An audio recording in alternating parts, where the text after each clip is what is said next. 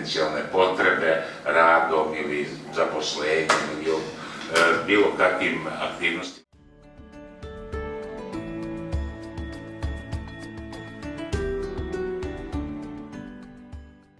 Sada smo u fazi prosvećivanja zdravstvenog. Imali smo mi izazove da naše lekare, zdravstvene radnike prilagodimo potrebama, kulturološkim razlikama, socijalnim razlikama.